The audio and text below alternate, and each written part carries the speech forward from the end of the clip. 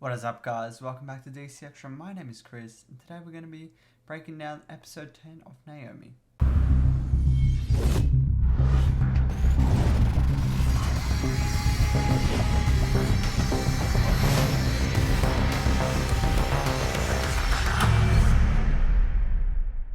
As always, before getting into this breakdown, I'd like to make sure that you have watched this episode because there will be some spoilers ahead. And as usual, this episode starts off with a bit of a recap.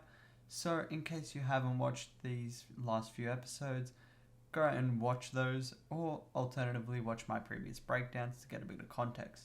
And just as a bit of a refresher, since it's been a while, last episode left off as us learning Naomi's parents are aliens, and Naomi learning that also. And because of this, Naomi leaves her house, as she is angry at her parents for lying to her, and she goes to stay with Annabelle for a while. Naomi goes to talk to Dee and Zimbedo about her parents being aliens, and while doing this, she learns that Zimbedo knew her parents and that they are from Earth 29.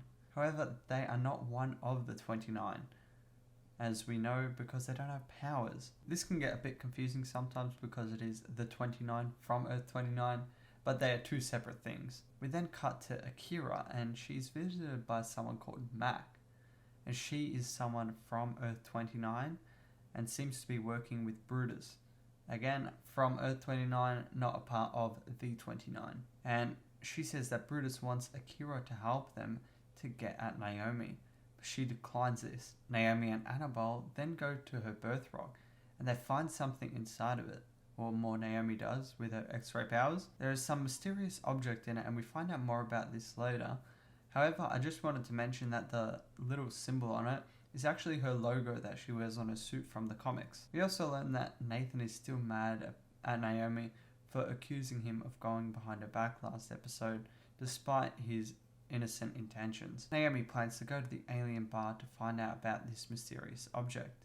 In the meantime, Greg goes to Zimbedo to talk about Naomi finding out who they really are, and he ends up asking for Zimbedo's help to protect Naomi from the military. Lourdes drives Naomi to the alien bar, and while there, Naomi tries to get into the bar by showing the artifact. But when people see this artifact, she gets attacked, but Akira comes to her rescue.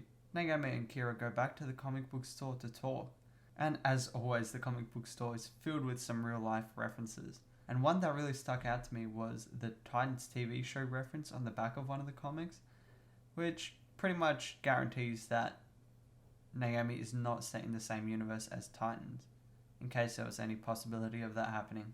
While at the comic book store, Naomi shows Akira the artifact, and she tells Naomi that it is called a transmatter-cube, and it allows people to travel between worlds and dimensions. She also mentions that she created it, just as a side note. Greg and Zimbedo go to Star Labs to erase any trace of Naomi being there, and they argue about wanting Naomi to have a normal life, first wanting to train her to use her powers. Naomi gets caught ditching school, and her parents go to a meeting with the principal. After the meeting, her parents try to talk to Naomi about moving back into their house, but she refuses and kind of threatens them, to be honest. Akira confronts Zimbedo and tells him Naomi found the transmatter cube, and that Mac is looking for Naomi.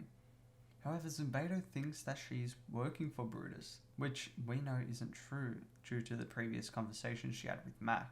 Naomi gets invited to a party by Lourdes and attends it, and while there, Lourdes tries to kiss her, and afterwards she kind of makes Naomi feel bad about giving her the wrong impression, and for Nathan not being around as much in this episode. While there, Mac shows up and talks to her and reveals that she's working with Brutus, and tells Naomi to follow her outside, threatening her friends.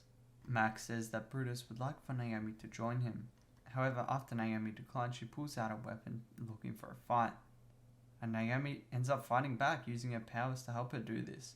After the fight gets to a bit of a standstill, Akira and Zimbedo show up to defend Naomi. Mac then retreats after threatening Akira. Afterwards, Naomi goes home to face her parents.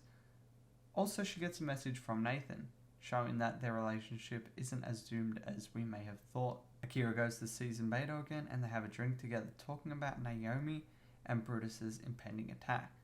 They agree to protect Naomi and her friends no matter the cost. And that is where this episode ended. So, pretty cool one.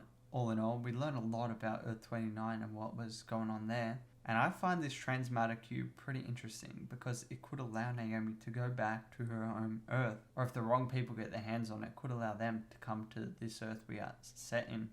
Also, just before ending this video, I'd like to mention next week my video will come out a bit later because I'm going to see Doctor Strange. I'm also going to try get a review for Doctor Strange on that weekend, as I think it'll be a pretty cool movie. Also, with Naomi finishing up in a few weeks, I thought I would get your opinion on what I should do next in terms of breakdowns. I'm either thinking of doing breakdowns of The Flash or some comic books. If there's anything else, please let me know. And also, I think Stargirl will be a good one to do once it comes out. Of course, we're in season 3 of Stargirl now, so definitely watch the previous seasons if you have not.